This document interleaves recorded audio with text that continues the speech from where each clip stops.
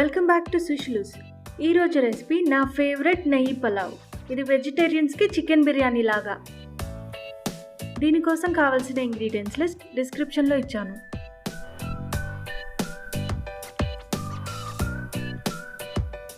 ముందుగా ఒక ప్రెషర్ కుక్కర్లో నెయ్యి అండ్ నూనె వేసుకొని దాంట్లో హోల్ స్పైసెస్ అన్నీ వేసుకోవాలి.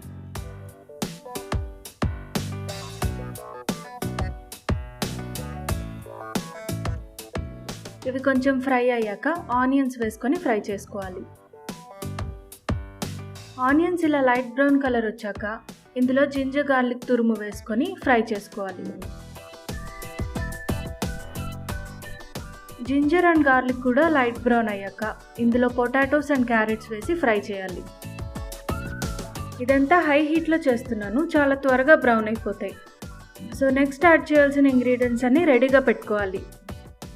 30 సెకండ్స్ ఫ్రై అయ్యాక ఇందులో ఉప్పు, నానబెట్టిన బియ్యం వేసేసి ఇంకో 1 మినిట్ ఫ్రై చేయాలి. ఇందులో మీకు నచ్చిన వెజిటబుల్స్ అన్నీ వేసుకోవచ్చు. ఇప్పుడు గ్రీన్ చిల్లీస్ కూడా యాడ్ చేసి ఫ్రై చేసుకుందాం. 3 లేదా 4 రకాల వెజిటబుల్స్ వేసేస్తే రైస్కి వచ్చే నెయ్యి ఫ్లేవర్ ఎంజాయ్ చేయలేము. అందుకని ఎనీ 2 టైప్స్ ఆఫ్ వెజిటబుల్స్ వేసుకోండి. క్యారెట్ పొటాటో లేదా గ్రీన్ పీస్ క్యారెట్ లేదా గ్రీన్ పీస్ పొటాటో అలా. ఇలా నెయ్యిలో బియ్యం కొంచెం వేగాలి. 1 మినిట్ తర్వాత ఇందులో మెజర్ చేసి పెట్టుకున్న వాటర్ పోసుకొని బాగా కలపాలి. వాటర్ టేస్ట్ చూడండి, సాల్ట్ తక్కువైతే ఇప్పుడు యాడ్ చేసుకోండి.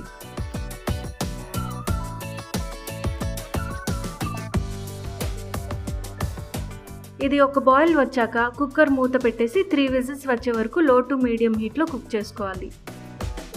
3 విజిల్స్ వచ్చేసాయి, స్టవ్ ఆఫ్ చేసేసుకుందాం. స్టీమ్ అంతా పోవడానికి 5 మినిట్స్ పక్కన పెట్టేయండి. ఇప్పుడు మూత తీసి ఇలాంటి ఫ్లాట్ గరిటెతో ఒకసారి కలుపుకోవాలి.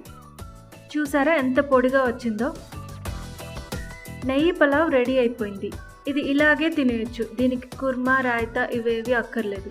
ఉత్తి రైసే చాలా ఫ్లేవర్ఫుల్గా ఉంటుంది. ఇది ఎప్పుడైనా ఒకసారి స్పెషల్గా చేసుకుంటే బాగుంటుంది. ఎవ్రీ వీక్ తింటే అంత టేస్టీగా అనిపించదు. ఇదే కాదు, ఏ పలావ్ అయినా అంతే. నెయ్యి ఎక్కువ వేస్తేనే ఈ పలావ్ పొడిగా టేస్టీగా వస్తుంది. ట్రై చేసి ఎలా ఉందో కామెంట్స్లో రాయండి. ఈ రెసిపీ మీకు నచ్చితే please like, share and subscribe to సుష్లూస్. Thanks for watching.